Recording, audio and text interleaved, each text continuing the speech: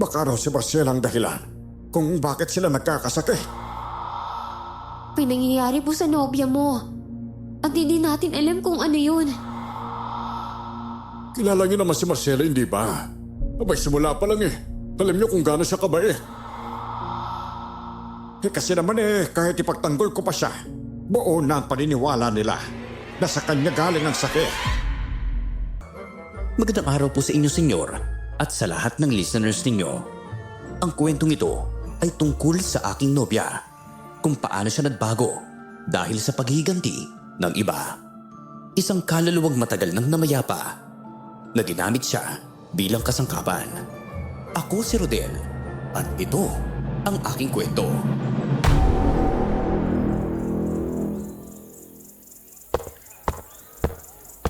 Marcela! Grabe naman, miss na kita. Pagkatapos mo naman ng 6 na taon, nandito ko na ulit sa akin. Ay, nako. Simula ngayon, ayoko nang nagpapagod ka na sa trabaho, ha? May bahay na tayo, lupa, tsaka negosyo. At nagtatrabaho naman ako sa bukid doon sa binili kong lupa. Kaya naman, kaya na nating mabuo maganda nating buhay. Oo, kaya nga ayoko na rin bumalik sa abroad. Gusto ko na rin magkapamilya tayo. Nako, ang dami niyo naman palang sa mundo sa akin. Hi po, Ate Marcela. Hindi na po kasi kami makapaghintay sa bahay eh. Ikaw na ba si Lira? Uy, dalagang-dalaga ka na, iha. Apo naman. Sige, akin ang maleta ba? Ako na magdadala sa sasakyan. Yung inupahan ko kanina. Sige, Rodel. Gusto ko na rin umuwi at magpahinga. Nakakapagod talaga yung biyahe. Komportable ang bahay natin, promise yun. Magugustuhan mo doon. Aba, sariwa ang hangin, tahimik, at medyo malayo ang ibang bahay kaya di maingay. Mabuti naman kung ganon.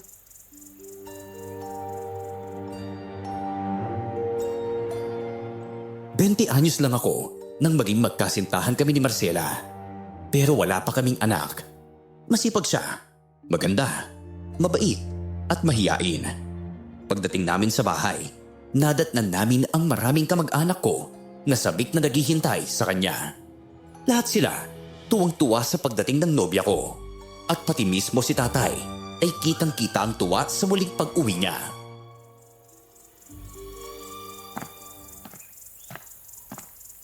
Ay, kumain ka muna bago ka magpahinga, iha, ha?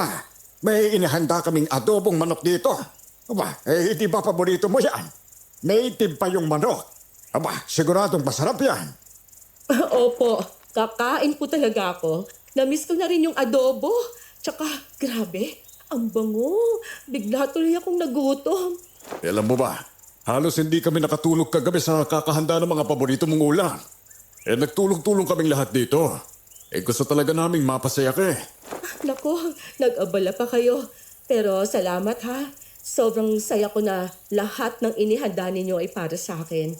At mas masaya pa dahil sa wakas, dito na ako diretsong uuwi sa bahay nating pareho nating pinaghirapan. Lahat ng to dahil sa'yo, mahal. Kung hindi ka nagsumikap, nako, hindi ko rin magagawa lahat ng to para sa atin. Mag-asawa tayo, Rodel. Kaya dapat magtulungan talaga tayo. Palagi.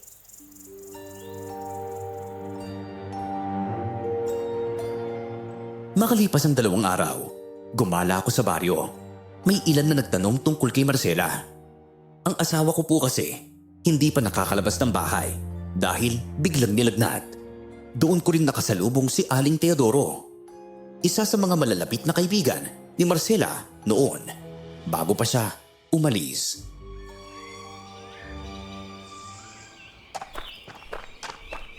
Ay, Rodel, narinig ko dumating dalawang nobya mo. Gusto ko sanang dalawin siya para naman magkakilala kami. Dadalhan ko pa siya ng manok. Ay, di ba, paborito niya yon. Opo. Nandiyan po siya sa bahay. Pero hindi muna siya lumalabas kasi bigla siyang nilagnat eh. Gusto nga po sana niyang mga musa sa mga tao dito. Baka sa susunod na araw, kapag kumana po yung pakiramdam niya, magluluto raw siya para ipakain sa mga taga-baryo. Ay, ang bait-bait talaga ng asawa mo, Rodel. Swerte ka sa kanya. Napakabuting babae. Kaya nga, boy. Ay, sige. Pupunta na lang ako doon bukas o kaya sa isang araw pag medyo okay na siya. Pero, Rodel, maiba ko. Ay, napansin mo ba yung hangin sa gabi? Parang sobrang lamig na nakakapangilabot. Hindi po eh. Hindi rin kasi ako lumalabas sa gabi. Alam niyo naman po, si Marcela medyo matatakutin yun. Ako lang sanang nakapansin pero marami kami. Tapos yung mga aso kumakaalulong sa gabi. Para bang may masamang pahiwatig. Baka nataon lang po. At saka baka malamig lang talaga kasi ilang araw nang mukhang umuulan eh. Hey, ewan ko, Rodel. Iba talaga ang kutob ko. Parang may demonyo sa paligid. Nako. Ipagdasal na lang po natin na wala Aling Teodora.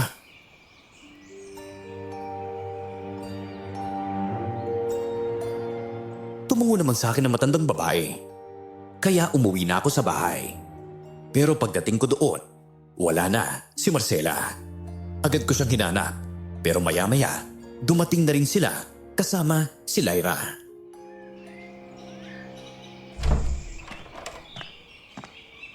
Kuya Rodel, nakita po pala kami ni Ate Marcela sa may kanto.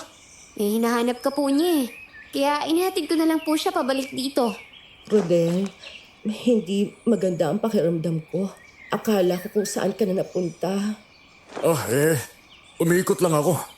Oo nga pala, nakasalubong ko si Aling Teodora. Gusto ko raw niyang makita eh. Sige. Sa susunod na araw, dumalaw tayo sa kanya. Sandali ha. Akyat lang ako sa kwarto natin. Kuya Rodel, napansin ko lang po Bakit po kaya tuwing dadaan si Ate Marcela sa mga bahay na may aso, bigla silang umaalulong. Tapos parang sinusundan pa po siya ng tingin. Ano? Opo. Kaya nga po niyaya ko na lang siyang umuwi. Baka bigla po siyang lapain ng mga aso eh. Sabi ko, ako na lang po ang maghahanap sa'yo. Baka naninibago lang yung mga aso. Ngayon lang naman nila nakita si Marcela, hindi ba? Pero salamat nga pala ha. Sa pagkatid mo sa kanya pa uwi.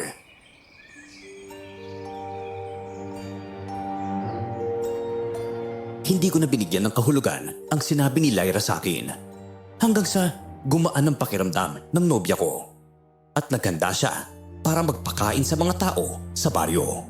Marami ang dumating sa bahay at nagpasalamat sa aming munting salo-salo. Nakita ko silang nag-uusap ni Aling Teodora, kaya lumapit ako sa kanilang dalawa ni Marcela.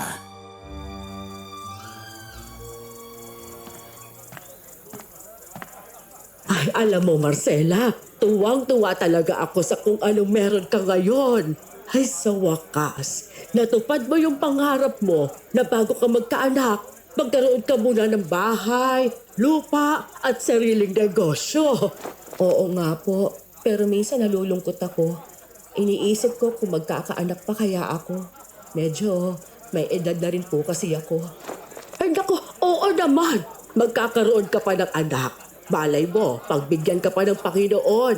Ang dami namang nagkakaanak kahit may edad. Basta sipagan lang ni Rodel. Sinisipagan ko naman po. Ay, tandang-tanda ko pa noong umalis ka. Pinabaunan pa kita ng isang buong adobong manok. Ay, hindi ko po makakalimutan yun.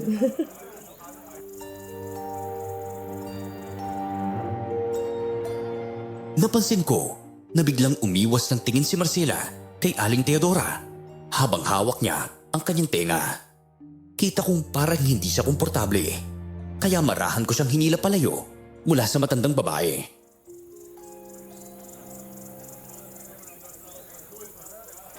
Teka, ayos ka lang ba? Masama bang pakiramdam mo? Ha? Hindi naman. Para lang akong biglang nahilo.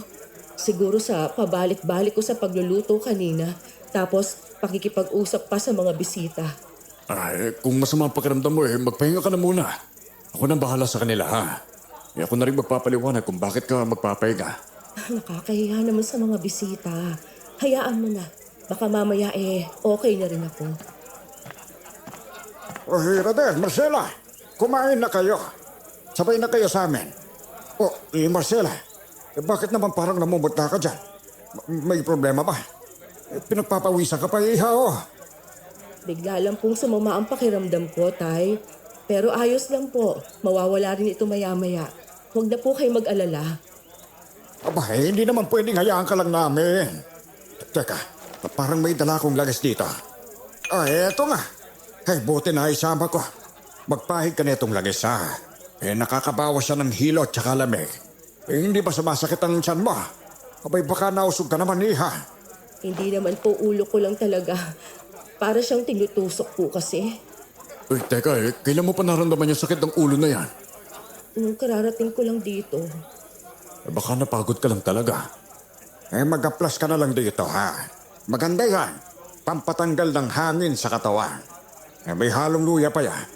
Sige po, akin na po, Tay. Maraming salamat po.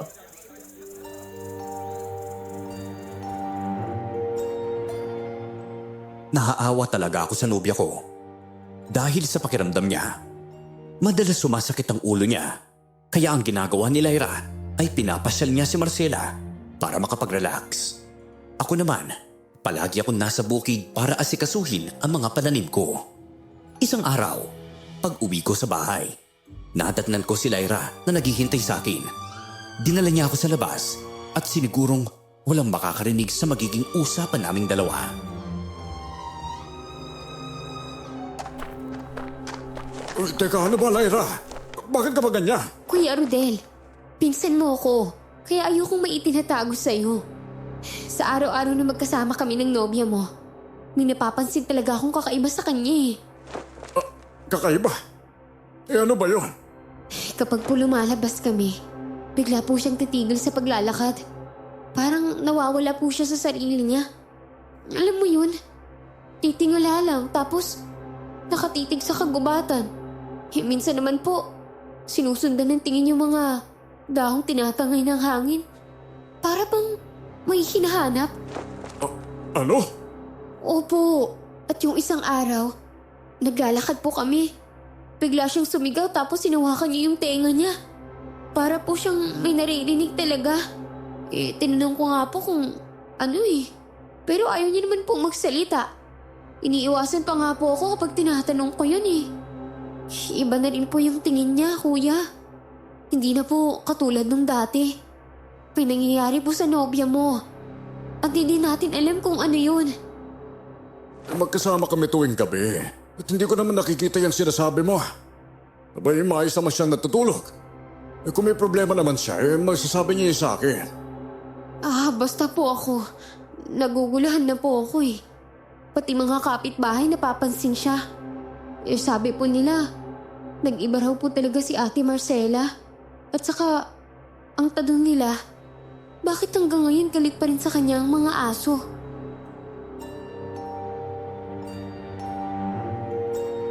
Bumuntong hininga na lang ako at wala talaga akong panahon para intindihin ang sinasabi ni Lyra.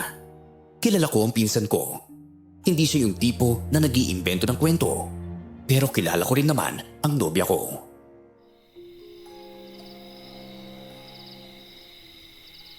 Huwag ka na magkalala. Susubukan kong bantayan si Marcela kapag magkasama kami, ha? Titignan ko kung makikita ko yung mga sinasabi mong kakaiba. Opo, mas mabuti po talaga kung kayo po ang makapansin eh. Baka po kasi kaya siya madalas sumasama ang pakiramdam. Kasi may pinagdadaanan siya na di niya masabi. Parang may tinatago po. Sige na, ako nang bahala doon. Alamin ko lahat ng sinasabi mo. Sabi nga po ng ibang kapitbahay, baka raw po, sinaktan siya ng amo niya kaya nagkakaganyan. Ano? Aba, hindi naman tatagal si Marcela ng 6 na taon doon kung mapangabuso ang amo niya. Rodel, nandyan ka na pala. Ay, nakatulog ako kanina sa sobrang sakit ng ulo ko. Lira, salamat ha. Lagi kang nariyan kapag kailangan ko ng kasama. Naku, wala po yun. Aalis na rin po ako. Kasi nandito na po si Kuya Rodel. Sige, bumisita ka ulit bukas ha. Opo. Kuya Rodel, yung sinabi ko po nag-aalala lang po talaga ako. Ano ba yung pinag-uusapan ninyo? Bakit daw siya nag-aalala? Naku, wala yan. Mga walang kwentang bagay lang. Maayos naman pakiramdam mo. Oo, okay na. Ipaghahanda na kita ng pagkain. Baka gutom ka na, galing ka sa bukid eh. At yung tindahan natin sa bayan, pinuntahan na namin ni Lira kanina. Huwag mo nang alalahanin yon.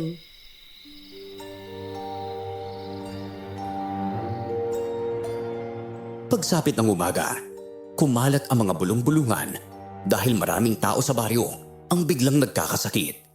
Si tatay ang nanggagamot sa kanila pero hindi niya magawa ng lunas ang kondisyon nila. Dumating siya sa bahay para utusan akong kumuha ng mga halamang gamot sa gubat. Pero hindi ko magawang umalis dahil sumama na naman ang pakiramdam ni Marcela.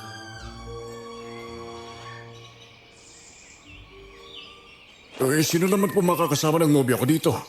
Aba, hindi naman ako aalis kung siyang may iwan. Kawawa naman si Marcela kung mag-isa siya dito.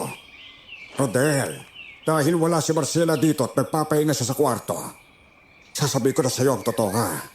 May ilang taga-baryo na nagsasabing baka raw si Marcela ang dahilan kung bakit sila nagkakasakit. Abay, lahat daw ng nagkakasakit yung mga nakausap o nahawakan niya nung naganda kayo. Teka, pati yun isisisi nila sa nobya ko? Oo, pero wag mo nagsabihin kay Marcela ha. Baka kung ano pag-isipin niya. Ubo, sipon, lagnat, pati pagkalagas ng buhok. Yan ang mga sakit na yun ng mga tao sa baryo natin. Boy, ano namang kasalanan ni Marcela doon?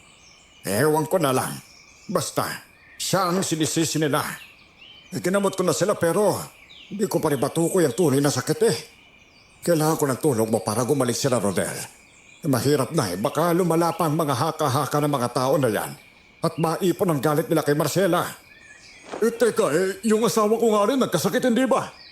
Kaya nga lalo nilang sinisisi si Marcela Kesa raw baka nahawaan sila. Sabi pa nila kung alam lang daw nilang may sakit siya. Abay sana hindi sila pumunta sa bahay ninyo para kumain. Nako, sana nga hindi na sila pumunta kung ganyan lang naman.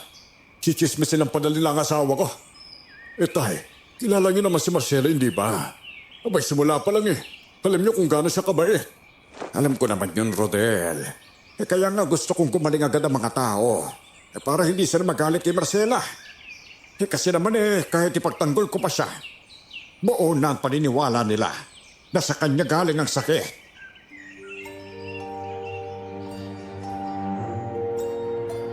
Lumipas ang ilang araw, biglang dumating si Aling Teodora sa bahay. Hindi rin ako nakapunta sa bukid noong araw na yon dahil tuloy-tuloy pa rin ang hindi magandang pakiramdam ni Marcela.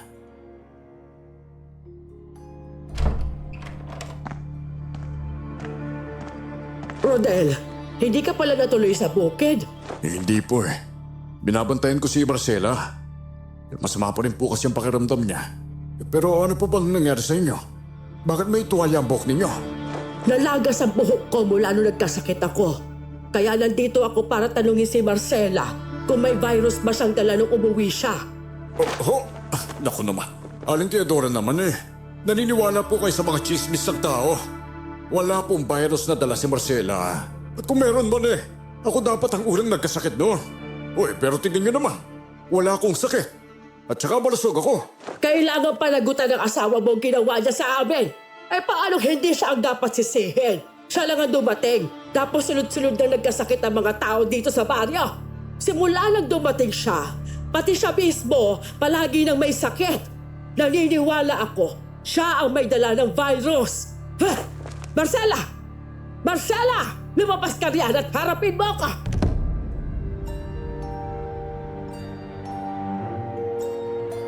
Ayaw kong malaman ng nobya ko na siyang sinisisi ng mga tao sa baryo sa nangyayaring sakuna. Kaya nagmakaawa ko kay Aling Teodora na tigilan na ang pagtawag sa kanya.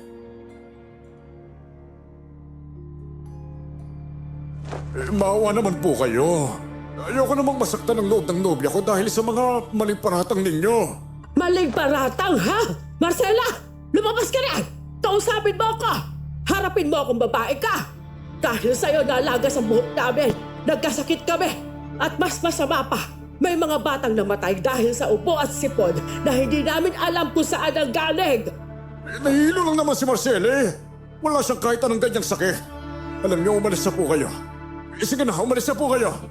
Hindi ako aalis hanggat hindi ko nakakausap ang asawa mo, yung babaeng may dala ng sumpa. Rodel, Sino ba yung kausap mo? Aling Teodora, kayo po pala. Naririnig ko po kasing tinatawag ninyo ako. Ano po kailangan nyo? Simula nang dumating ka, nagkasakit kami lahat dito sa baryo. May dala kang virus o sumpa. Umamin ka. May virus ba ang katawan mo? Sinadya mo ba kami hawaan? Oh, virus? Naku, wala po. At hindi ko po alam bakit kayo nagkasakit. Baka naman po sa panahon. Aling Teodora, maawa naman po kayo. Huwag niyo naman pong pagbintangan si Marcela kung wala namang basihan. Wala siyang alam sa lahat ng iyan. Wala raw! Salot kang babae ka! Nagsisisi ako at pumunta ako sa handaan ninyo. Nakikain pa ako. Yun pala, nilason mo kami. Hindi ko po kayo nilason. Hindi ko alam kung anong sinasabi niyo. Humanda ka kung babatunayang galing sa iyong sakit namin. Babalatan ka namin. At ikaw, Rodel, subukan mo lang nakampihan ng nobya mong hindi mo alam kung totoo bang mahal ka. Kasi kung mahalaga ka sa kanya, hindi siya gagawa ng ganitong kalokohan na ikasisira ng buong baryo. Sayang ka, Marcela. Pamilya ang turing ko sa'yo noon. Pero ngayon, traidor ka sa paningin ko. Sabihin niyo na po ang lahat ng gusto ninyo, pero hindi ko talaga alam ang sinasabi niyo. Wala akong kinalaman dyan. Inosente ako. Umalis na po kayo, Aling Teodora. Bago pa ako mawalan ng respeto sa inyo. Kilala ko ang nobya ko. At kahit kayo naman kilala niyo siya, hindi ba? Alam niyo na hindi siya masamang tao.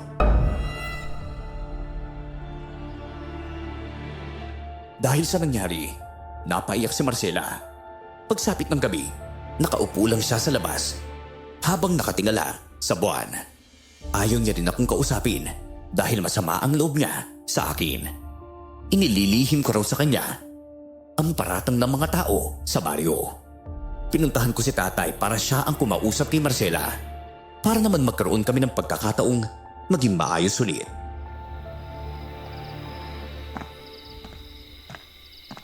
Ay, nako. Ang tanda mo na, Rodel, pero hindi mo pa rin alam kung paano suyuin sa Marcela. Sinusuyo ko naman po siya, pero ayaw niya talaga akong kausapin . Lumabas pa siya ng bahay, kaya pumunta na lang ako dito. Kayo na po sana ang magpaliwanag sa kanya tungkol sa lahat ng nangyari. Ito naman kasi si Aling Teodore.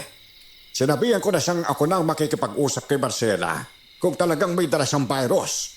Pero hindi makapaghintay. Ayun, nag-away pa kayo dahil sa kanya. Kaya nga po nainis na rin ako sa matandang yun. Nabulyawan ko nga kanina. Ay di bale, ako nang bahala sa nobya ba. O tara na, puntahan na natin siya.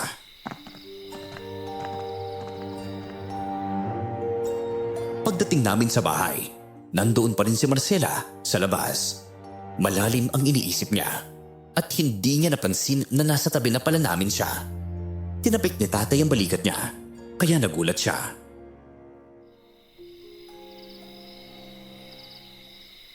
Tay, nandito na po pala kayo. Sabi ni Rodel, hindi raw kayo nagpapansinan. Ay, alam ninyo, para tumibay ang tiwala ninyong dalawa, dapat naman magkakampi kayo. Kailangan yung intindihin ang isa't isa. Hindi yung basta nagpapadala sa sinasabi ng ibang tao. Sana sinabi nilang kaagad sa akin ni Rodel na ako palang sinisisi nila sa pagkakasakit ng mga tao. Di nalaman ko kaagad, di ba? Pero hindi Inilihim pa. Tapos ibang tao pang nagsabi sa akin. Hindi ko lang naman sinabi kasi ayoko nang masaktan ka. Ayoko rin namang sumama ang loob mo. Sa akin mo na sa kanila. Kahit na. O baka naman naniniwala ka rin na may kinalaman ako sa nangyari sa kanila. Hindi Magkasama tayo araw-araw. Isang bagay ang alam ko na hindi mo kayang gawin yun. Siya'y tama ng tampuan, Marcela. Hindi na kayo bata. Ano man yung problema ninyo pag-usapan ninyong dalawa, ha? At ikaw, Rodel, sa susunod huwag ka na maglihim sa nobya mo. O kahit masakit sabihin mo ang totoo. Ganun talaga. Walang lihiman ng mag-asawa.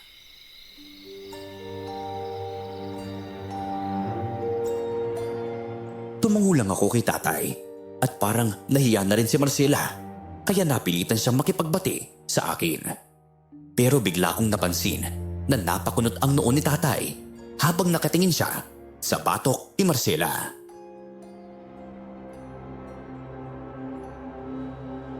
Teka, Marcela. Iwan mo muna kami ng anak ko, ha?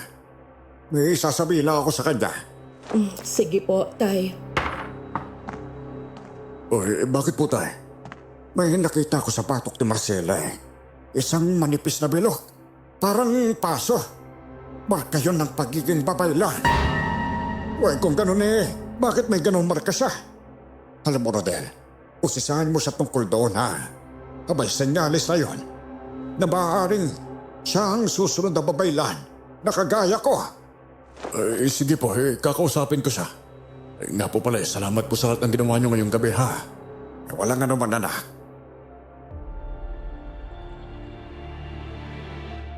Alam ko na parang hindi nagustuhan ni tatay ang marka sa batok ni Marcela. Pero hindi niya yun binanggit sa akin. Sinundan ko si Marcela papasok sa loob ng aming kwarto.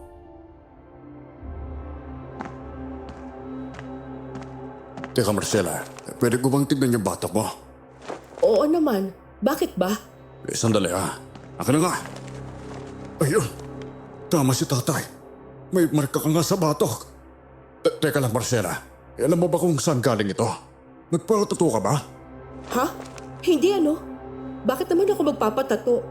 At saka, anong marka bang sinasabi mo? Nung bata ako, wala namang nagsabing may kahit ano ako sa batok. At ikaw, ang tagal din nating magkasama ha. Bago ako magpuntang abroad, nakita mo ba yan dati? Wala eh. Kaya nga ako nagtataka. Saan kaya galing tong marka na to? Pati si Marcela, hindi makapaniwala. Kaya sinubukan niyang tingnan ang marka niya sa harap ng salamin. Nagulat din siya nang masulyapan niya ito. Saan ba galing tong marka? Bakit bigla ako nagkaroon ng ganito? Yung sabi ni tatay, marka raw yan ng babaylan. Kapag meron ka yan, magiging babaylan ka. Ako? Babaylan? Paano naman mangyayari yun? Hindi ko nga rin alam eh. Pero wag na muna natin problemahin yan, ha? Ang mahalaga, bati na tayo. At sa susunod eh, kahit ano pang sabihin ng mga tao eh, huwag mong dilibdibin, ha? Lalo na kung alam mong wala ka namang ginagawang masama. Gusto lang kitang protektahan. Ayokong masaktan ka dahil sa kanila. Oo nga, pero bakit akong sinisisi nila? Ano bang nagawa ko? Hindi nga ako nakikipag-usap sa kanila eh. Mga tao lang yun na walang magawa. Si Aling Teodora siguro, nadala lang yun ng chismis. Kaya nagkaroon pa siya ng lakas sa loob na sumugod dito at pagsalitaan ka ng kung ano-ano. Rodel, samahan mo ako. Gusto kong makausap ang mga tao sa baryo, lalo na si Aling Teodora. Bukas ng umaga pupuntahan ko sila. Kailangan kong linisin ang pangalan ko na wala akong kinalaman sa nangyayari. Ayoko ng ganito. Sige, sasamahan kita bukas, ha? Sana lang makinig sila sa'yo. Kasi paano ba naman lahat sila dito, nagkakaisa sa pagsasabing may dala kang virus. Kung may dala ka nga ako nga dapat ang unang nagkasakit, hindi ba?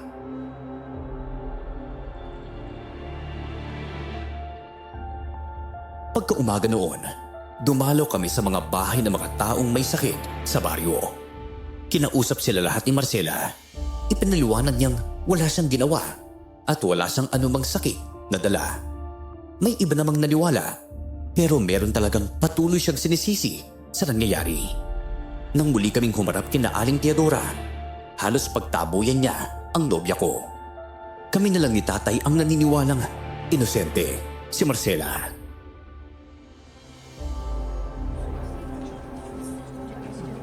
Oh, ngayon haharap ka na sa amin dahil alam mo nang pinagdududahan ka. Ang galing mo rin, Marcela. Kahit ano pang sabihin mo, hindi ako naniniwalang inosente ka. Hindi ko po talaga ginawa ito, Aling Teodora. At wala po akong dalang virus. Sana maniwala kayo sa akin. Matagal na po tayo magkakilala.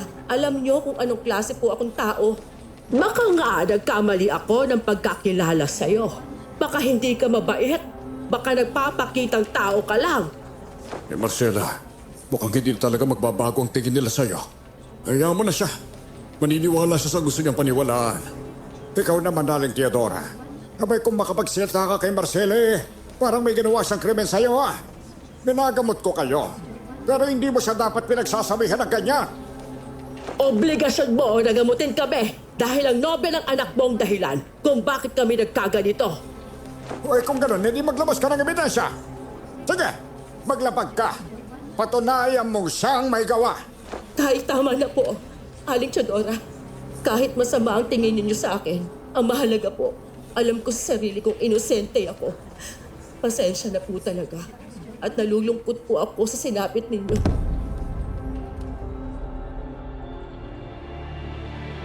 Umuwi kami sa bahay, pero halatang malungkot ang nobya ko. Napansin kong hindi siya makapakali at parang nagsasalita na mag-isa. Pinili ko siyang unawain. Nang araw na yon, kailangan kong pumunta sa bukid. Kaya sinundo ko si Lyra sa bahay nila para sabahan si Marcela habang wala ako.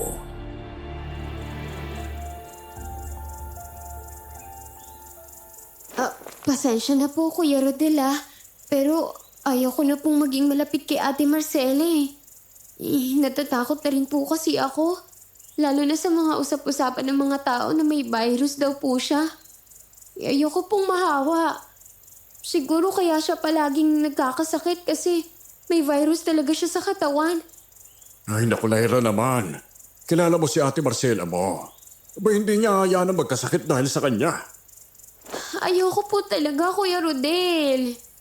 Hindi ako naniniwalang inosente siya. Siya po talaga ang may dalang sumpa dito sa baryo. Sa akin ka makinig. Abay, pinsan mo ko, hindi ba? Hindi kita ilalagay sa kapahamakan. Lahat ng sinabi mong nakita mo, hindi ko man lang nakita sa ilang araw na hindi ako umalis sa bahay. Ano? Hindi mo po nakita ang ginagawa niyo yun sa mga sinabi ko? Hindi. Normal lang naman siya. Wala akong nakikitang kakaiba sa kanya, Lyra. Hindi mo lang po matanggap, Kuya. May kakaiba na talaga sa nobya mo. Bahala kayo. Basta ako. Ayoko na pong lumapit sa kasintahan ninyo.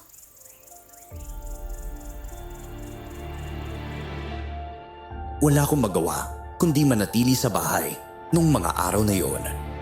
Pagsapit ng gabi, balisa si Marcela. Hindi siya mapakali sa kama at ilang beses siyang bumangon para uminom ng tubig. Pagbalik niya sa silid namin, bigla siyang napasigaw habang mahigpit na hawak ang kanyang dalawang tenga. Tumigil ka na! Tama na! Parang awa mo na! Tigilan mo na ako! Hindi ko na kaya to! Marcela! Anong nangyari sa'yo? Paano ka ba, ha? Rodel, ayun na naman. Yung boses ng matandang babae na bumubulong sa akin, ayoko na siyang marinig. Hindi niya ako tinitigilan. Boses ng matandang babae? Oo, may naririnig akong boses. Matagal na to At hindi ko alam kung bakit siya nagpaparamdam sa akin. Hindi ko na maintindihan ang mga sinasabi niya, kaya pinakalma ko na lang siya. Makalipas ang ilang minuto, bumalik na rin sa normal si Marcela. At ang reklamo niya naman ay ang ulo niya, para raw mababasag.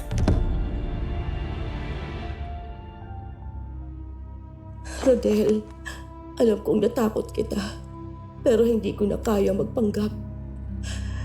Totoo, nakakarinig talaga ako ng boses. Binubulungan niya ako ng mga salitang hindi ko maintindihan. Teka, Marcela. Huwag mo muna itong sabihin sa ibang tao, ha? Yung mabuti pa, magpahinga ka na muna. Matulog ka na. Huwag mo masyadong isipin yung mga naririnig mo, ha? Yan nga ang ginagawa ko. Pinipilit kong huwag pansinin. Pero hindi ko talaga maiwasan. Basta kung ano man ang nararamdaman naririnig mo, tayong dalawa lang ang dapat makakaalam. Mas lalo ka lang huhusgahan ng mga tao kasi kapag nalaman nilang may bumubulong sa'yo.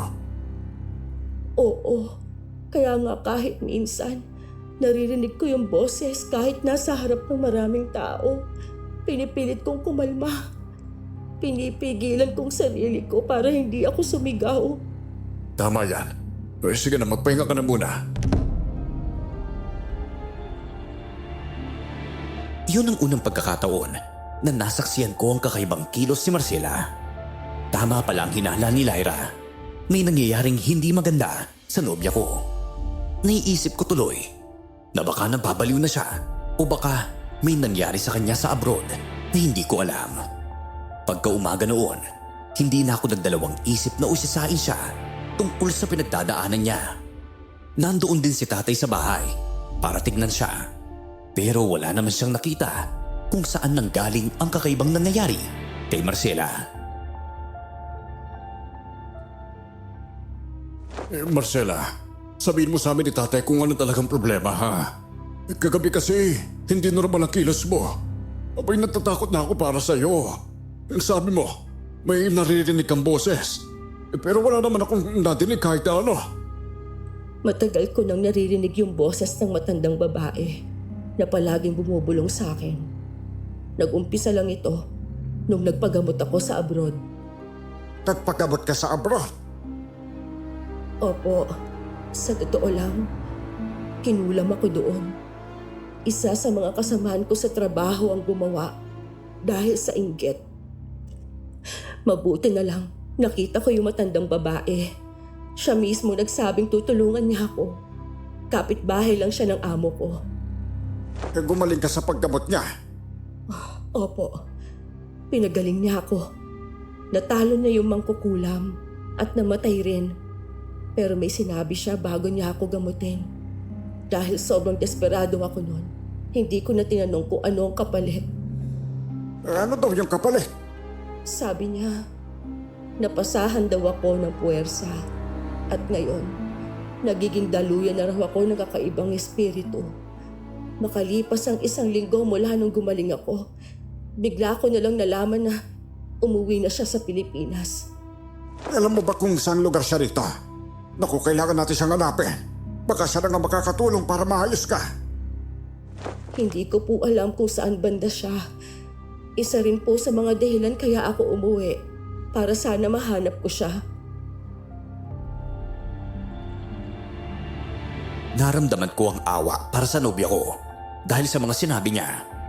Napaisip ko na baka may sumpang dala siya at naapektuhan ng mga tao sa baryo.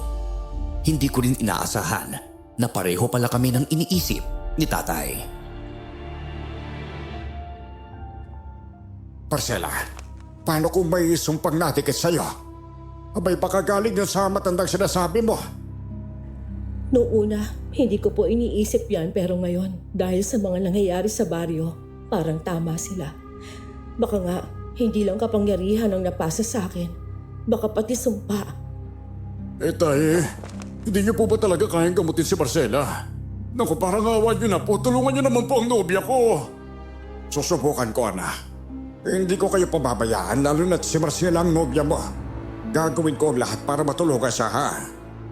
Maraming salamat po, Tay. Dito na lang po kayo muna. Maghahanda ako ng almusal. Tay, dito na rin po kayo kumain. Ay, sige, Iha.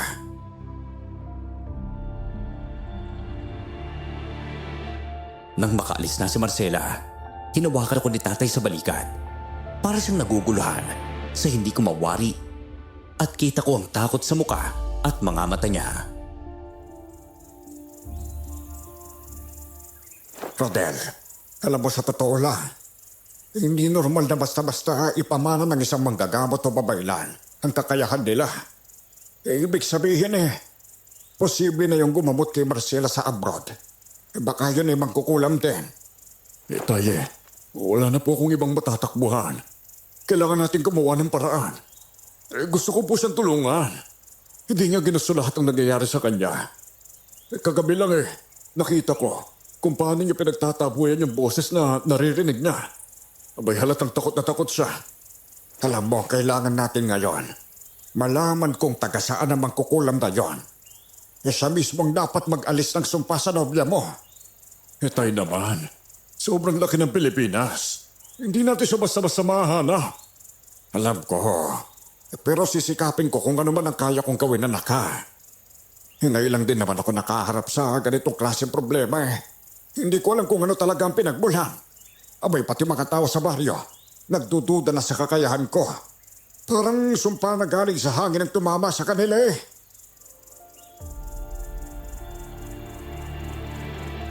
Dahil doon, naisipan ko na ring ipagtapat sa pamangkin kong si Lyra ang tungkol sa nangyayari sa nobya ko. Kahit siya, halatang hindi makapaniwala sa nalaman niya.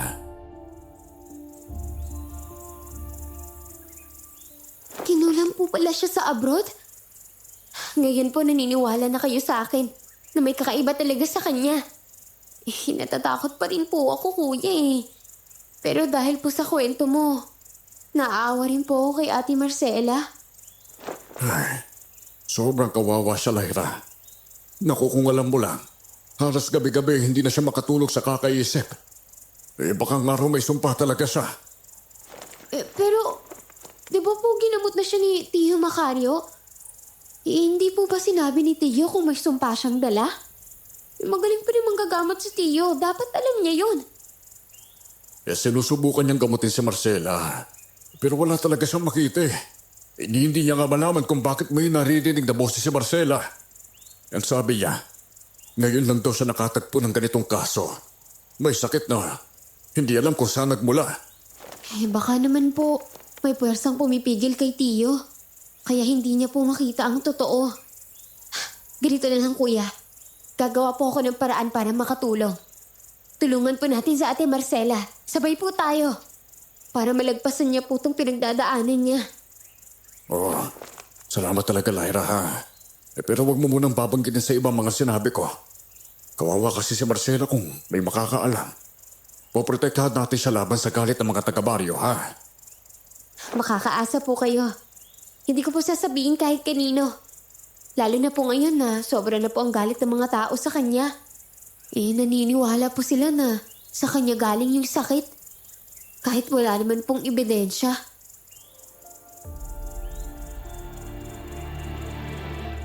Binalitaan ako ni tatay tungkol sa mga dapat gamitin para magamot ang nobya ko.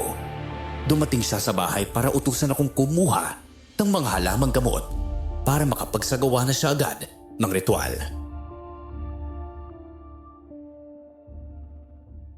Mamayang gabi, anak.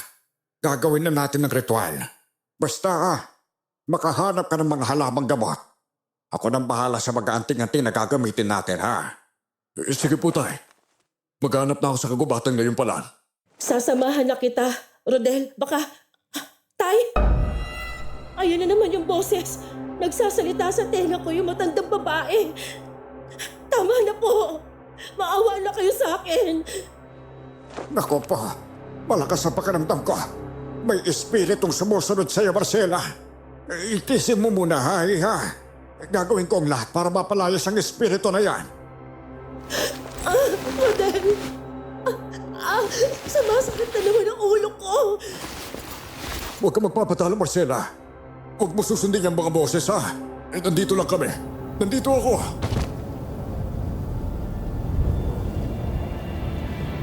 Biglang umihip ang malakas na hangin, kaya nawalan ng malay si Marcela. Sa sobrang takot ko, napasigaw ako. Pero agad ko rin siyang binuhat at dinala sa kwarto namin. Hinawakan ni tatay ang pulso ng nobya ko at pinakalma niya ako.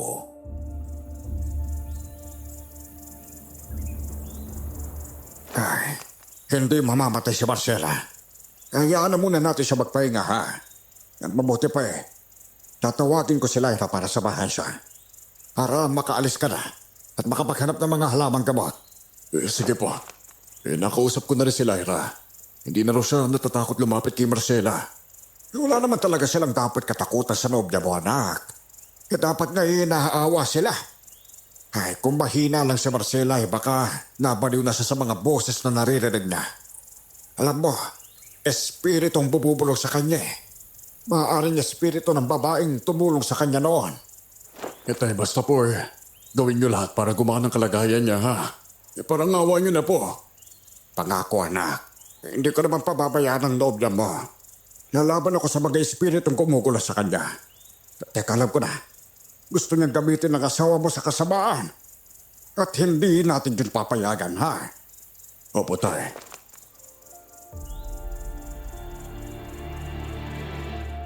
Mabuti na lang at dumating si Lyra sa bahay. Nang madaanan siya ni tatay, dali-dali akong pumunta sa kagubatan para kumuha ng mga halamang gamot. 2 oras din akong nasa loob ng gubat bago ako nakalabas. Sa gabi isasagawa ang ritual, kaya habang maaga pa, inihahanda na namin ang lahat ng gagamitin.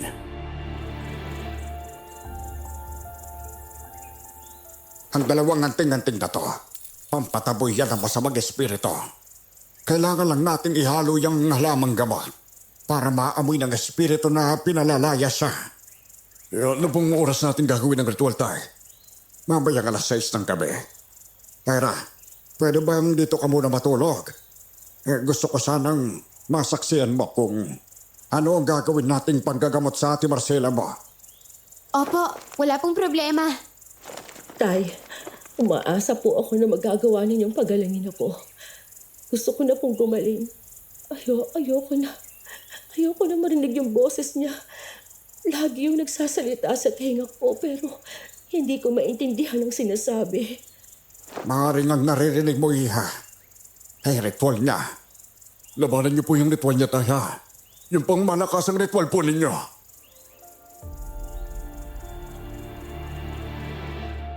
Tumango naman si tatay sa akin noong mga sandaling yon.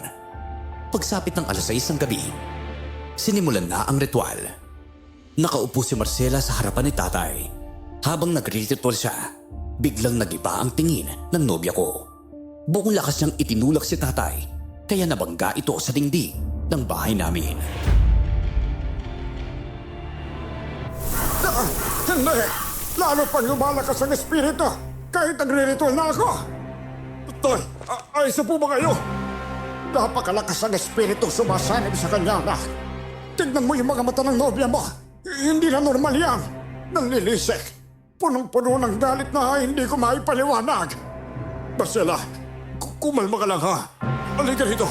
Labanan mo yung mga bulong. Napag-usapan na natin to, di ba? Kung gusto mong kamaling, kailangan mo lumaban. Hindi niyo ako mapapaalis. Kahit anong ritual pang gawin niyo, hindi na mababagong lahat. Si Marcela ang napili ko at may marka na siya mula sa akin. Kuya, hindi si Ate Marcela yan. Nagsasalita. Hindi talaga. Ang nagsasalita, ang espiritu ng matandang babae. O baka naman gusto mo lang akong paalisin kasi natatakot kang matalo. Gusto mo, ikaw lang ang magaling. Ayaw mo may mas malakas pa sa'yo.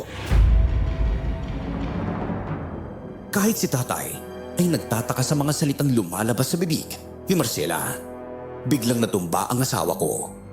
At mabuti na lang, hindi tumama ang ulo niya sa matigas naming sahig. Binuhat ko siya habang wala siyang malay. Si Marcela, tay. Gisingin niyo po siya. Kalma ka lang. Walang masamang magyayari sa nobya mo, anak, ha? Nawalan lang siya ng malay. Naubos ang lakas niya noong sinaniban siya ng espiritu. Patawarin mo ako, Rodel. Ano pong ibig niyo sabihin, tay? Kuya, parang mas malakas po talaga yung espiritu na sumanib kay Ate Marcela. Mas malakas kaysa kay Tio. Tama ka, Lyra. Hindi ko siya kayang labanan. Nakita niyo naman kanina, hindi ba? Wala akong kapangyarihan para alisin ang sumpa sa katawan ng asawa mo. Alam mo, Rodel, maghanap ka ng ibang manggagamot. Siya lang ang makakatulog sa kanya. Pero magagamot naman po kayo tayo, hindi ba? Bakit niyo siya hindi kayang gamutin? Kasi naman, may taglay na lakas ang espiritong yon. Lakas ka, hindi ko kayang patayin o paalisin. Kapag nilabanan ko pa siya, ako na ang mamamatay. Bigla akong nawalan ng pag-asa dahil sa sinabi ni Itay. Hindi ko kayang hayaan na mamatayan ako ng ama para lang mailigtas ang nobya ko. Patawarin mo ko. Iyang-iya na ako sa iyo, anak. Kung ang ibang tao kaya kong gamutin, bakit ang nobya mo hindi? Siguro nakautusan ng babaeng yon. Tay, ano na lang pong gagawin natin? Hayaan ko na lang po ba siyang ganyan? Abay ang gawa na ako kay Marcela, tay. Napakabuti niya naman tao eh. Alam ko naman yun. Pero nararamdaman ko kanina ang lakas ng espiritong sumanib sa kanya. Yung parang sinaunang babaylan na may halong lakas ng isang mangkukulam. Alam mo, minsan ko na yung naramdaman eh. Noong kalaban ko ang isang mangkukulam dati. Tay, ganito na lang po ha. Bakit hindi natin tanungin ang mga espiritu na yon? Kung taga saan siya? Para makausap natin siya ng personal. Magagawa natin yon kung yan lang ang gusto mo. Pero anak, paano kung saktan niya ako?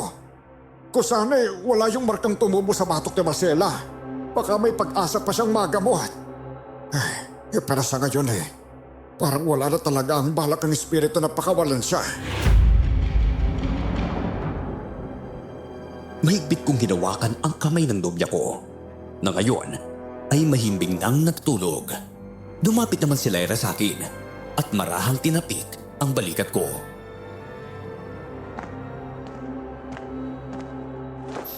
Tiyo, sigurado po ba kayong hindi niyo siya kayang gamutin? Hindi talaga ha. Kung ganun po, paano kung pumunta po ako sa kabilang bayan? May kilala po akong binatang manggagamot doon.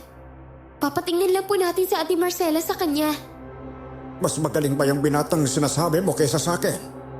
Hindi ko po alam pero kilala po siyang manggagamot doon. Gusto ko lang po makatulong. Sige na, Lyra. Pumunta ka sa kabilang bayan, ha? Dalhin mo siya dito. Anak naman, hindi basta-bastang manggagamot ang kailangan ng nobya mo. Kailangan niya ng batikang manggagamot na may alam din sa pangkukulan. Hindi sapat ang ordinaryong gamutan lang. Susubukan lang naman po natin, Tay. Sa sitwasyon kasi ni Marcela, lahat ng paraan. Susubukan natin. Tay, bakit po parang kilala niyo yung espiritu na sumasanib kay Marcela? Hindi ko nga rin alam, anak Pero kung gusto niyo talagang subukan yung binatang magagamot, papuntahin niyo siya rito. Bukas po ng umaga susunduin ko po siya. Kakilala ko naman po siya Sigurado po akong sasama siya para matingnan si Ate Marcela. Kung may tutulong pa ako, sabihin mo lang, ha, anak? Tay, wag na po. Ayaw ko mapahamak kayo dahil sa pagsubok nating iligtas si Marcela. Ayaw ko rin mawala kayo sa akin. Kapag hindi pa rin kaya ng binatang yon, maghanap pa tayo ng iba. Mga babaylan mismo ang hahanapin ko. At hindi lang basta magagamot.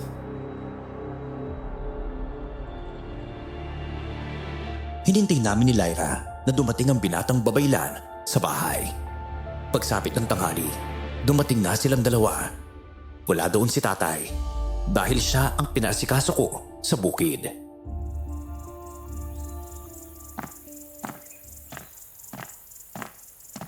Kuya Rodel, siya nga po pala si Mariano. Magandang araw po. Magandang araw din sa'yo, iyo. Buti nakarating ka kagad. Sana ikaw na makapagpagaling sa nobya ko. Sisikapin ko po talaga na tulungan siya. Totoo po ba na hindi kayang gamutin ng tatay niyong nobya ninyo? Sinabi ko na po sa kanya, kuya. Kaya ko po siya pinuntahan. Dahil hindi kayang pagalingin ni Tiyo si Ate Marcela Oo Nasabi niya, hindi niya makita kung ano talagang pinagbulan ng sakit ni Marcela. Sinubukan pa niyang magritual para itaboy ang espiritu pero mas lalo lang lumakas. Nasaktan pa nga si tatay. Ganun po ba? Nasa na ngayon ang asawa po ninyo? Nasa kwarto. Sandali lang ha. Tatawagin ko siya. Marcela, nandito na ang manggagamot ha. Medyo bata pa siya pero malakas ang kutob ko. Kaya niya tayong tulungan. Rodel, natatakot lang ako sa pwedeng mangyari. Baka kasi bigla na naman akong sapian at masaktan ko pa yung binata. Magtiwala ka lang. Labanan mo yung espiritong kumukontrol sa isip mong yan. Kaya mo to, Marcela, ha? Magagawa natin to para magkaroon na tayo ng katahimikan. Sige, basta sasamahan mo ako, ha? Oo naman. Hindi kita iiwan.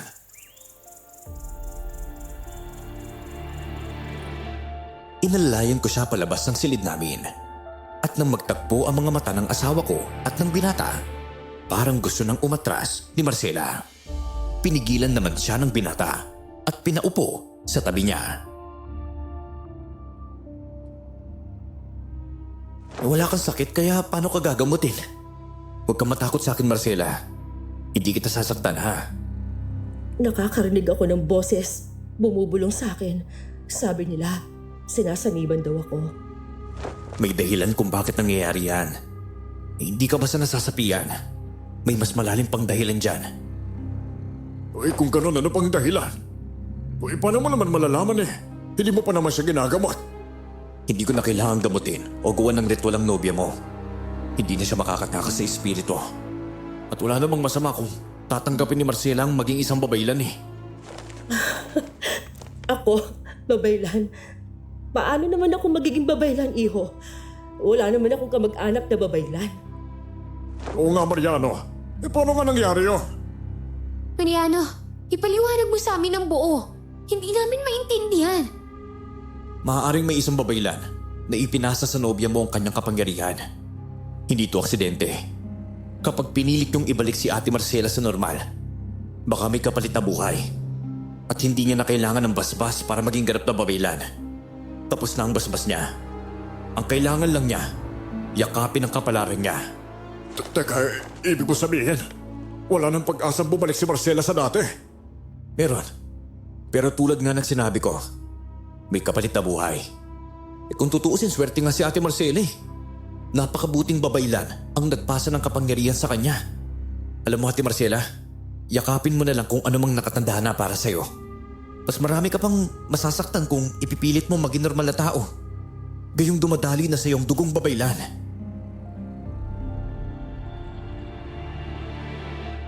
Hindi kami natuwa sa nalaman namin. Pero hindi rin namin pwedeng pilitin ang lalaki na gamutin si Marcela. Itinago ko kay tatay ang mga natuklasan namin tungkol sa kanya.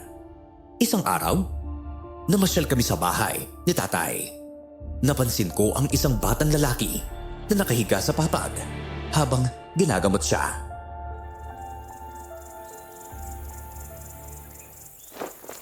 Sige, isuka mo lang yung init sa katawan mo, Lucas, ha?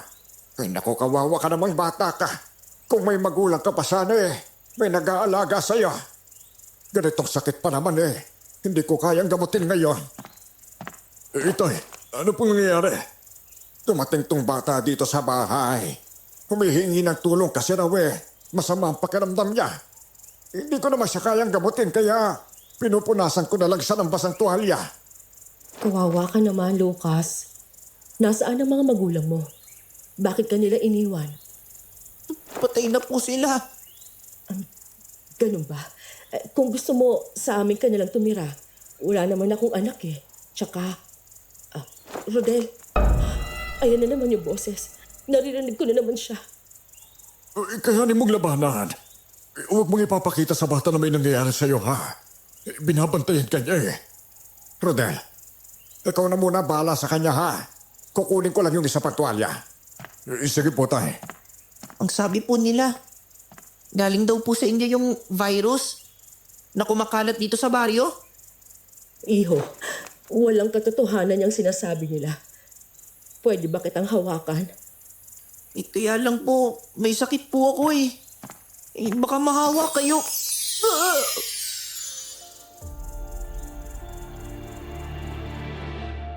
Hindi nagpaawat ang nobya ko at nilapitan niya ang batang lalaki. Nakita kong pumikit sa Marcela at sa isang iglap, biglang nawala ang lagnat ng bata. Pati ang bata ay halatang nagulat sa nangyari. Hindi na po masama ang pakiramdam ko. Kanina parang mamamatay na ako pero ngayon, ang gaan-gaan na po ng katawan ko. Talaga? Mabuti naman. Sabi ko sa'yo, hindi galing sa akin ang virus na yan. May mga kakilala ka pa bang batang may sakit tulad mo? Papuntahin mo sila dito para matulungan ko rin sila. Marcela, paano mo nagawa yun? Hindi ko alam. Basta nagdasal lang ako na sana gumaling siya. Sige po, tatawagin ko po sila. Salamat po talaga ha. Alis po ako para sabihin, kaya niyo na kaming pagalingin. Lahat ng may sakit sa baryo. Sige, bilisan mo.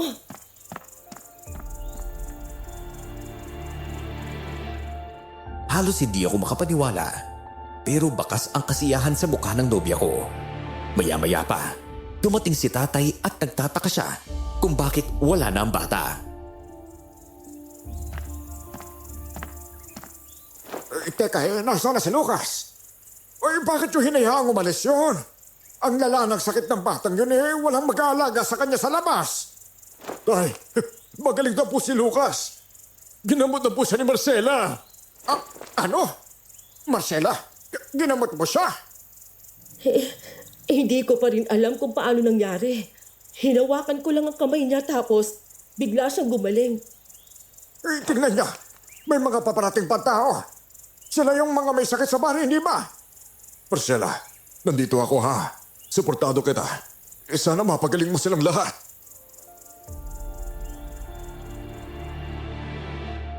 Marami ang gustong mauna para magamot ng nobya ko. Pero pinapila sila ni Marcela. Matagal bago natapos ang gamutan at may ilan pa rin ayaw magpagamot dahil iniisip nilang inuutulang sila ni Marcela. Habang nasa kalagitnaan siya ng panggagamot, biglang dumating sina Lucas at Aling Teodora. Kasama rin nila si Lyra at tuwang-tuwa ang pinsan ko dahil natutulungan ni Marcela ang mga tao.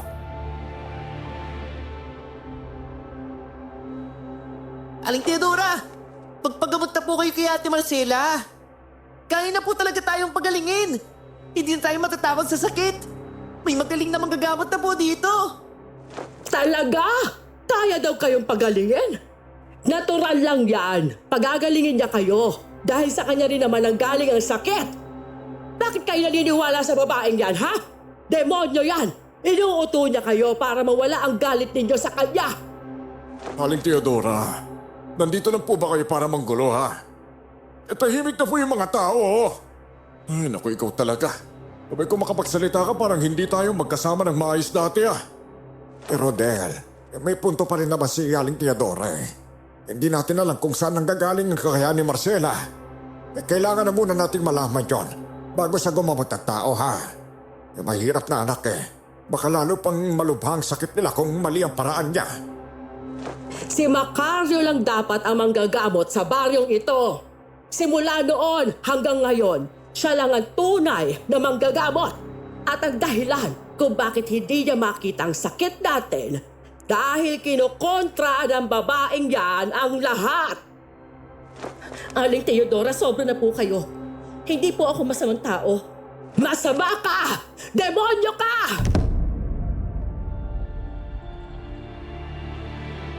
May ilan na nagsisigaw at tinatawag na demonyo ang nobya ko. Nakatutok lang ang mga mata ni Marcela kay Aling Teodora. Pero nakita ko sa mga mata niya ang galit. Biglang napatigil sa pagsigaw ang matanda at parang nanigas ang katawan niya. Dahan-dahan siyang napaluhod habang nakatingin kay Marcela. Doon ko rin napansin na iniwawasiwa si Marcela ang kamay niya. Parang kinokontrol ang matandang babae. Hanggang sa tuluyan nang napaluhod si Aling Teodora. Kaya agad ko nang inawat si Marcela.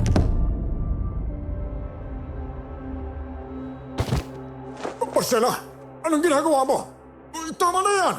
Kumalma ka na baka mapahamak si Aling Teodora sa ginagawa mo Dapat lang siyang maturuan ng leksyon, Rodel. Rodel, nalayo mo na ang asawa mo dyan. Ano ba nangyayari ha? Siya ba ang nagpalahod kay Aling Teodora? Marcela, maawa ka na. Tama na! Alam kong galit ka. Pero huwag mong takutin ang mga taong naniniwala sa kabutihan mo. Yung mga umaasa na matutulungan mo sila. Sige, pero pag inulit pa niya ang pagtawag sa akin na demonyo, hindi ko na siya mapapatawad.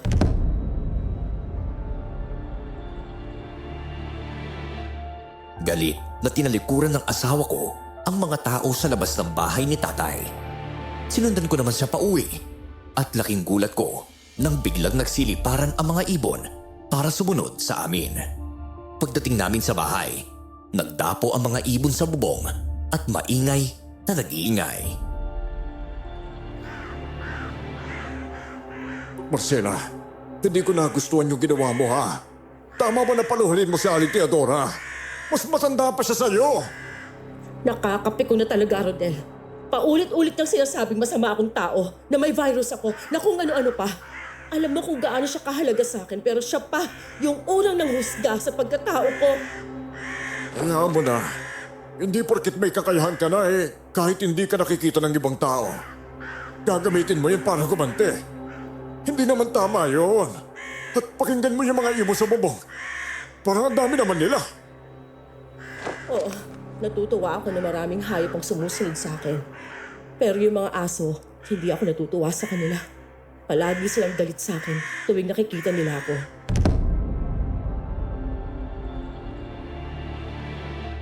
Hanggang pagsapit ng gabi, lalo pang dumami ang mga ibon sa paligid. May mga uwak na lalo pang nag-iingay, kaya hindi ako makatulog. Pagdating ng umaga, nagulat kami nang bumalik ang babaylan. Kinausap niya ang asawa ko tungkol sa mga nangyayari sa kanya.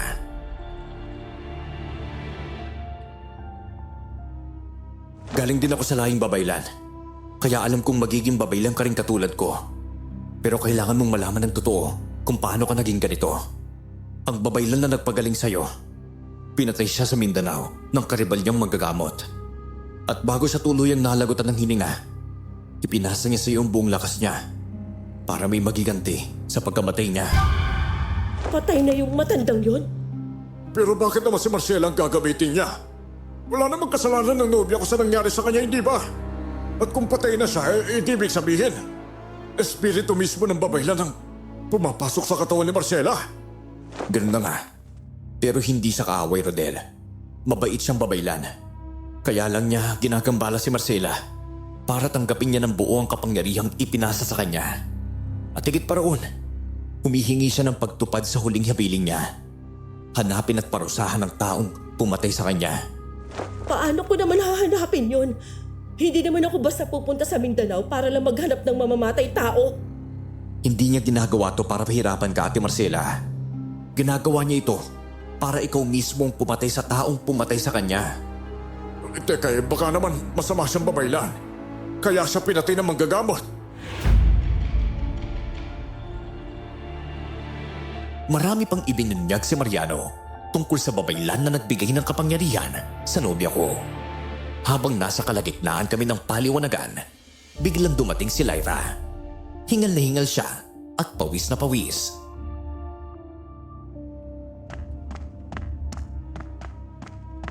Kuya Rodel, inaway mo ba si Tio? Oh, hindi ah.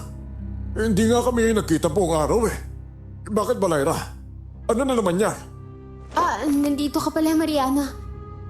Kasi, nadaanan ko si Tio sa bahay niya. Nagliligpit siya ng gamit. Aalis daw siya para raw matahimik na kayo. Sabi pa niya, si Ate Marcela na rin daw ang bagong manggagamot sa baryo. At ayaw ka raw niyang masaktan. Ano? Ay nako. Baka nagdadrama lang si tatay. Hindi niya naman magtampo. Ano ba yan? Si tatay talaga napakamatampuhin. O Rodel, puntahan mo na siya. Tigilan mo. Baka kung saan pa mapadpad yung tatay mo. Teka, baka siya na yan. Sandali lang ha. Bubuksan ko lang ang pinto.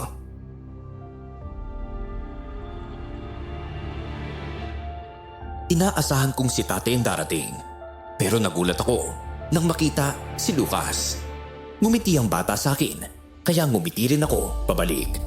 Panay ang lingon niya sa paligid, para bang may iniiwasan o pinagtataguan.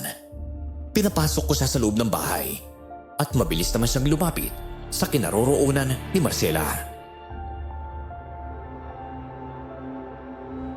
Lucas, ano nangyayari sa'yo? May pinagtataguan ka ba? Opo, si Mang Macario po. Pumunta na po ako dito kanina kaso nakita ko siyang nakasilip sa siwang ng dingding ninyo eh. Habang nag-uusap po kayo. Nakita niya ako, kaya hiniling niya ako pabalik. Ang sabi po niya, wag na raw po akong pumunta dito eh. Ano? Bakit naman sisilip si tatay? Hindi ko po alam, pero galit po talaga siya eh. Narinig niya yung usapan ninyo tungkol sa kapangyarihan. Tapos ang sabi niya, hindi ko alam na sa kanya ipinasa ang kapangyarihan. Kasalanan to ng binatang babaylan na yon. Papatayin ko siya. Teka, Lucas. Nagsasabi ka ba talaga ng totoo ha?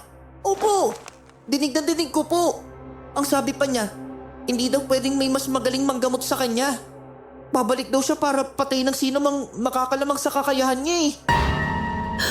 Diyos ko, si tatay. Mukhang galit siya sa akin. Sa kapangyarihang nasa akin. Si Tio? Akala ko aalis siya para tumahimik na kayo. Hindi ko alam na ganito pala ang totoong rason. Ngayon malinaw na. Naiintindihan ko na kung bakit ikaw ang pinili ng babaylan, Marcela. Ito talaga ang tadhana para makaganti yung babaylan na pinaslang ng isang manggagamot. Kuya Rodel, maaaring may kinalaman ng tatay mo sa pagkamatay ng babaylan. Susunod natin siya, ha? Alamin natin ang katotohanan mula mismo sa kanya.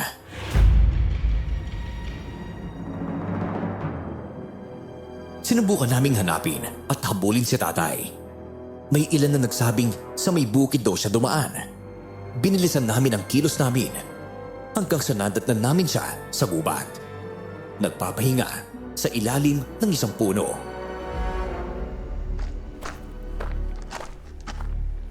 Tay, bakit po kayo umalis ang hindi nagpapaalam sa akin, ha? Saan ba kayo pupunta? Huwag na tayo maglokohan, Rodel. Alam kong hinahabol niyo ko dahil alam niyo na katotohanan. Hayaan niyo na lang akong umalis. Hindi ko na kayo kukuloyin kailanman. Alam ko na, ikaw ang pumatay sa matandang babaylan, hindi ba? Alam mo rin na siya ang espiritong sumasanib kay Marcela. Pero inilihim mo sa kanilang totoo. Kasalanan mo tong lalaki ka eh! Bumalik ka para sirain kami! Ginawa ko lang naman ang nararapat. Yun ang dapat ginagawa mo rin. Eh bakit mo pinatay ang babaylan, ha? Nakakagulat lang na mismong sinaniban niya ay ang nobya ng anak mo. Wala kang pakialam kung bakit ko siya pinatay! O hindi namin niyo, tay? Kayo talagang pumatay? Hindi ba sinabi niya sa akin noon? Layunin niyo ang makapagligtas sa tao. Ngayon, bakit kayo pumapatay, ha? Dahil ayaw kong may lumalaban sa akin. Gusto ko, ako lang ang tinitingala. O ano ngayon? Ang galing ng babaylan na yon. Napunta sa magiging asawa mo. At ikaw, wala ka nang magagawa para sa Maria. 3 taon nang nakalipas. Mula nang pumunta ako sa Mindanao para patayin siya. Karapat-dapat lang siyang mamatay. Masyado na akong binabalik bilang manggagamot. At kung hindi niyo ako papayagang umalis, mapipilitan ako lumawan! Tay, hindi po kami nandito para makipaglaban. Tapos na ang lahat. Pero gusto niya ipaghiganti ko siya sa inyo. Kaya ako aalis dahil ayaw kong mapatay mo ka, Marcela! Iyong tanong, kaya mo ba talagang lumaban sa kanya, ha? Eh mas malakas siya kaysa sa'yo. Dahil sa sinabi ni Mariano, nakita kong sobra ang galit ni tatay. Doon ko lang nalaman na totoo pala. Ayaw ni tatay na may mas magaling sa kanya. Nag-iba ang ekspresyon niya. Para bang handa siyang pumatay. Masakit ang tingin niya kay Marcela noong mga sandaling yon. Tay, kung ano mo po yung iniisip ninyo, huwag niyo nang ituloy, ha? Mahal ko si Marcela at hindi ko hayaan may mangyari sa kanya. Kung ganon, hindi mamili ka. Ako na ama mo! Ang babaeng yan! Kailangan mong mamili para alam mo kung sino sa amin ang mawawala sa buhay mo! Tay naman! Pareho ko kayong mahal eh! Huwag niyo naman akong pilitin ng ganyan! Pwes, huwag mo siyang mahalin! Tio! Bakit niyo po ito ginagawa? Hindi ko po kayo kilala ng ganyan eh. Lahat ng tao sa baryo tinitingala kayo. Pati sila nagtataka kung bakit hindi niyo magamot ang mga nagkakasakit ngayon eh. Subuko ko namang Makaryo at itakwil mo ang itim mong kapangyarihan! Itim na kapangyarihan? Opo, may taglay na itim na kapangyarihan ng tatay mo. Kaya niya nagagawa mga bagay na hindi inaasahan. Siya ay isang babaylan na kayang magpagaling, pero kaya ring magbigay ng sakit. Tumahimik kang binata ka! Inilapag ni tatay ang dala niyang bag at hinarap ang binatang babaylan.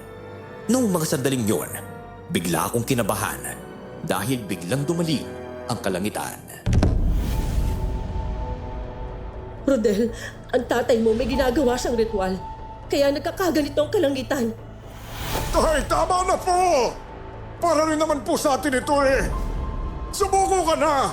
Itakwil mo na yung itim na kapangyarihan para magkasama pa tayo ulit. Para maibalik natin ang dati. Hindi pa isinisilang ang taong makakapagpasogo sa akin. Hindi ikaw, Rodel. Kahit anak kita, hindi kita pipigilan. Ikaw ang dapat makinig sa akin. Patayin mo si Marcela. Para sa atin. Para mawala ng alaala ng matandang babaylan na yon. Kung ganon, baka namang gusto mo nang aminin sa kanila kung saan at kanino talaga nagmula ang mga sakit sa baryo. Napakuyom ng kamao si tatay nang marinig niya ang sinabi ni Mariano. Lumapit siya sa akin, pero umatras ako dahil pakiramdam ko hindi na siya ang tatay na kilala ko. Nag-iba bigla ang aura niya. Ako talaga ang nagpakalat ng sakit sa baryo. At ako rin ang nagsabi sa kanila na ikaw, Marcela, ang may dala nyo. Sinirahan kita sa mga taga-baryo, kaya kanila hinuskahan. Ano? Tay, paano yung nagawa sa akin yon? Para ko na kayong tunay na ama tapos ngayon, malalaman ko na kaya pala ako hinuhusgahan ng mga tao dahil kayo mismo ang dahilan. Nung pinagsabi nyo na si Marcela ang may dala ng virus, naisip naman lang ba kung anong mararamdaman ko? Hindi! Bakit naman kita ihisipin, Rodel? Anak lang kita. Wala akong pakialam kahit maghiwalay pa kayo magnobya. Sisirain mo ba ang relasyon natin bilang mag-ama? Para lang sa babaeng yan? Ang sakit yung magsalita, tay. Para bang hindi nyo na ako anak, ah. Tiyo, kayo pa ang nagsabi na kung may manakit kay Kuya Rodel, hindi niyo mapapatawad. Pero ngayon, ikaw mismo, natatay niya, nagawa mo siyang saktan. Parang tumigil ang hangin sa paligid nang bumanggit ng kakaibang dasal si tatay. Biglang napapikit si Marcela na parabang nilalabanan niya ang ritual na ginagawa ni tatay. Nakita kong nag-iba rin ang aura ni Marcela. Para siyang biglang lumakas at puno ng galit ang mga mata niya. Nagkita rin tayo, traitor na manggagamot. Ang magiging asawa ng anak mo, siya mismo ang papatay sa'yo. Hindi ako natatakot sa'yo! Espiritu ka lang, Iska! Paano ka lalaban? Gagamitin mo ang katawan ni Marcela? Oo, alam kong pinasahan mo siya ng kapangyarihan. Pero kung ikaw na, walang laban sa akin, siya pa kaya? Hindi na ako tulad ng dati, Macario. Kapag napatay kita, tatahimik na ang espiritu ko at si Marcela. Kikilalanin bilang pinakamagaling na manggagamot. Ikaw, magiging alamat ka na lang.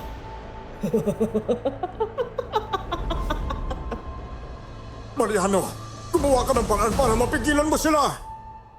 Oo, Mariano! Harangin mo yung kapangyarihan nila bago pa sila maglaban! Wala akong magagawa kundi panoorin lang sila. Ayoko makialam sa laban ng dalawang makapangyarihang babaylan. Nagsisimula pa lang ako sa ganito.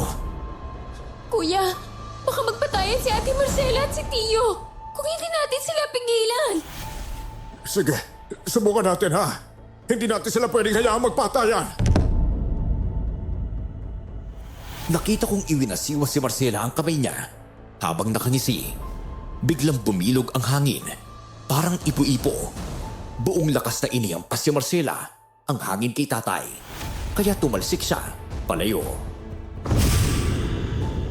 Marcela, tama na! Huwag mo na masaktan si tatay! Masama ang tatay mo. Sisingilin ko lang siya sa utang niya sa akin. Kung gusto mo pa na siyang gantihan, bakit kailangan pagkatawan ng kasintahan kung gamitin mo? Dahil siya ang pinili ko. Balang araw, magpapasalamat ka sa ginawa ko. Si Marcela, napakaswerte niya. Magkakaroon siya ng kapangyarihan na makakatulong sa mga tao sa inyong lahat. Ang dami mong satsa! Gumawa si tati ng apoy gamit ang kanyang kapangyarihan at mabilis iyong inihagis sa direksyon namin. Hinila ako ni Marcela para makaiwas sa apoy. Pero si Lyra naman ang natamaan. Aray ko! Nasunog! Nasunog ang balat ko! Lyra! Lyra! Tay! Tigilan niyo na yung ginagawa niyo! Matatama si Lyra! Wala na akong oras para intindihin pa kayo. Ngayon, wala na akong ibang pagpipilian. Kundi batayin kayong lahat! Kasama ka na doon, Rodel!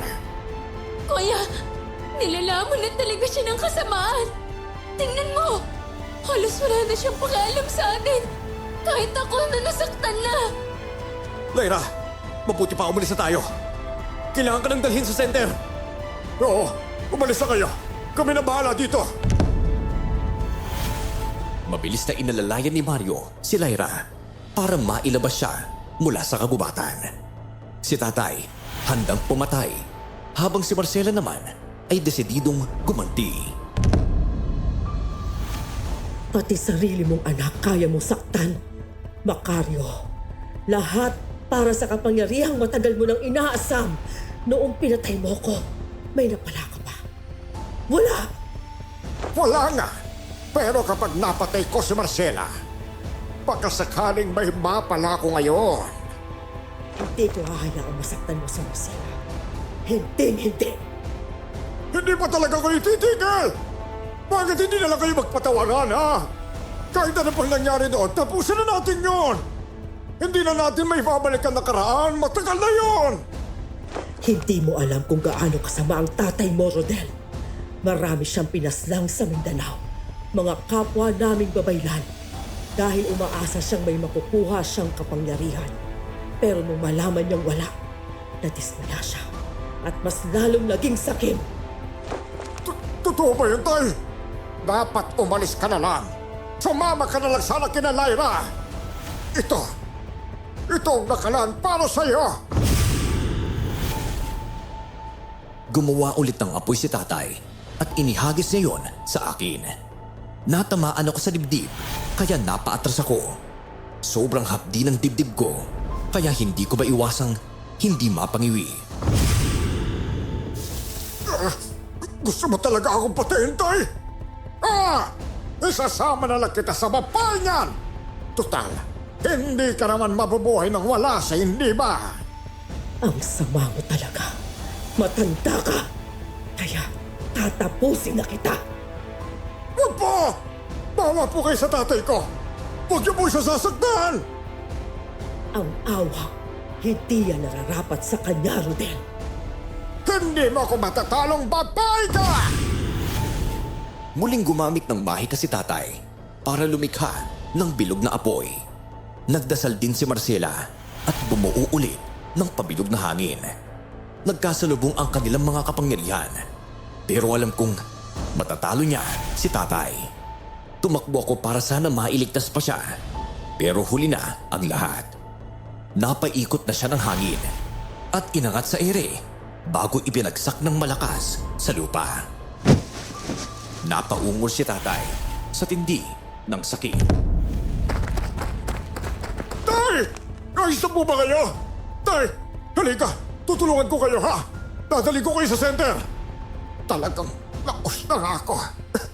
Hindi ko na kayang lumaban sa matandang babaeng yan. Tay, hindi naman po palakasan o pagalingan ng panggagamot eh. Umalis ka na! Iwan mo na ako! Hindi ko kayo iiwan, Tay. Hindi ko kaya yon. Matanda ka. Tatapusin na kita.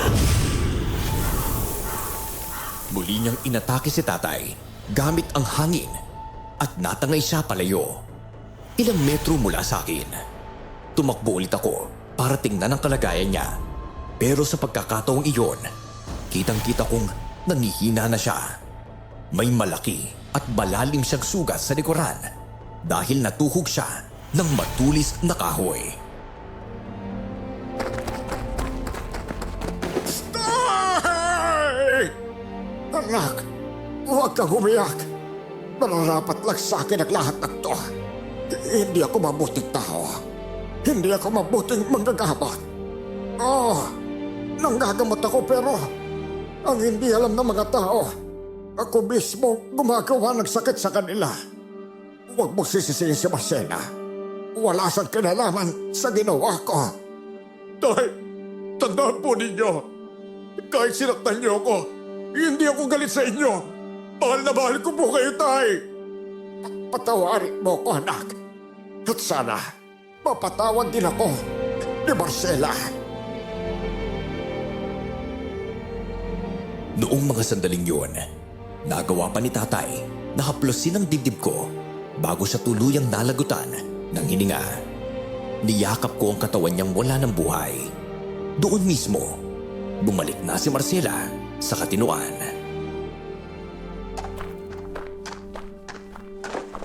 Rodel, ano nangyari kay tatay? Nakapagiganti na yung babaeng pinatay niya, Marcela. Ako ba? Ako bang pumatay sa kanya? Hindi ikaw. Tandaan mo yan.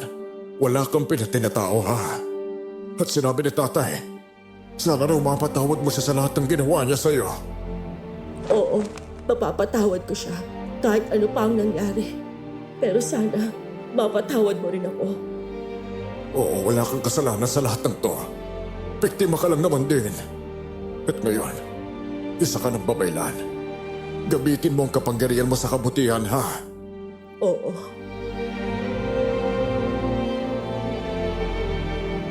Kumalat sa baryo ang nangyari dahil kina Lyra at Mariano. Bigla na lang naglaho ang katawan ni tatay sa gitna ng gubat. Magawa ring linisin ni Marcela ang pangalan niya sa mga tao. May ilan na pumunta sa bahay para humingi ng tawad. Pero meron ding hindi na nagpakita dahil nahihiyang magpakita kay Marcela.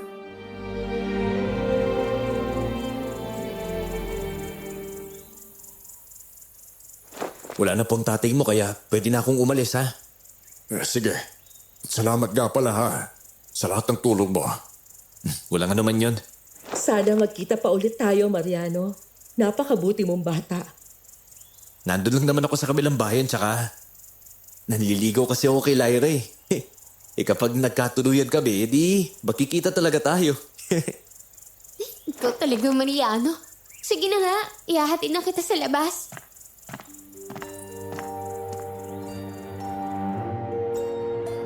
Umalis na lang silang dalawa. Pero biglang dumating sina Lucas at Aling Teodora. May dalang prutas ang matandang babae. At inabot niya yun sa akin habang nakangiti.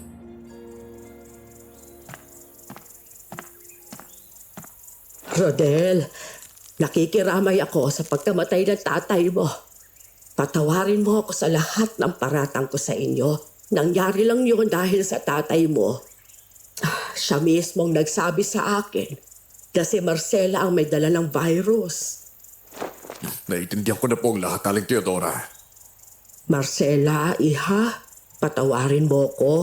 Alam kong hindi madaling magpatawad, lalo na't isa ako sa matindiyang bintang sa'yo na ikaw ay may dala ng sumpa. Nagsisisi talaga ako. Naniwala ako kay Macario nang hindi ko muna iniisip. Ayos na po yun. Kalimutan na lang po natin ang nakaraan. Magsimula tayo ulit ng bagong buhay. Salamat talaga, iha. Ate Marcela, pwede na po ba akong tumira dito sa inyo? Oo, Lucas. Payag ka naman, Rodel, di ba? Aba, oo naman. Masaya ako kapag may natutulungan ako. O siya, simula mamayang gabi. Dito ko na matutulog, ha? Tatawag ka sa akin ng Tatay Rodel. At Nanay Marcela naman. Pagtawag mo sa asawa ko, ha? Opo, salamat po. Ayan, Lucas. May bago ka ng pamilya. Mababait yan sila. Kaya alam kong hindi mo pagsisisihan na dito ka magpapaampon sa kanila.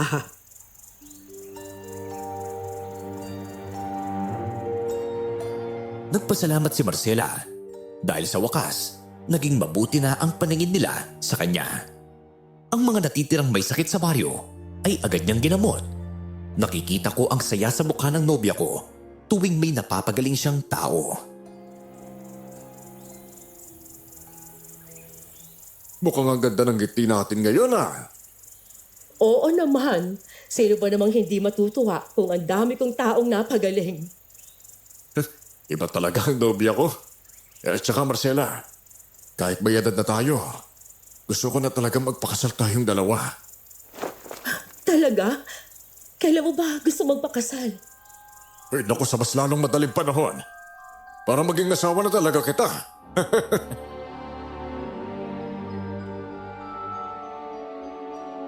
Ngumiti sa akin si Marcela noong mga sandaling yun at niyakap ako ng maigpit. Sa kabila ng lahat ng pinagdaanan namin, palagi naming iniisip na ang bawat pangyayari ay may dahilan. Nakakalungkot na nawala si tatay. Pero wala na akong magagawa dahil iyon ang kanyang kapalaran. Sa kasalukuyan, may edad na kami. Ang pamangkin ko kay Lyra ang inuutusan kong magsulat ng karanasan naming dalawa. Si Marcela ngayon ay isang tanyag na babaylan at takbuhan ng mga taong may sakit. Hanggang dito na lang po ang aking kwento. Maraming salamat po at more power sa inyong channel.